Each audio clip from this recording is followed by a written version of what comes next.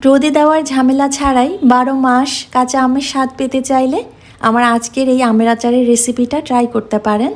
এটা ভর্তা ভাত বা খিচুড়ির সঙ্গে খেতে অসম্ভব মজা হয়। কাঁচা আমগুলোকে ধুয়ে ভালোভাবে পানি ঝরিয়ে উপরের সবুজ আবরণটা ফেলে এরপর একটা গ্রেটার দিয়ে গ্রেট করে নেব।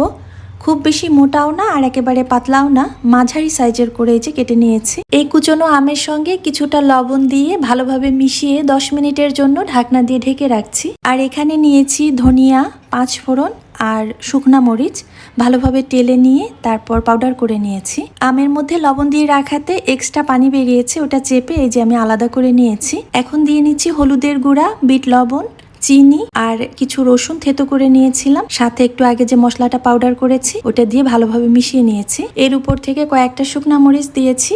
এরপর একেবারে ফুটন্ত গরম তেল এই কাচের জারের মধ্যে ঢেলে দিচ্ছি। বেশি দিন ভালো রাখতে চাইলে তেল আম বরাবর না রেখে তার থেকে উপরে রাখবেন,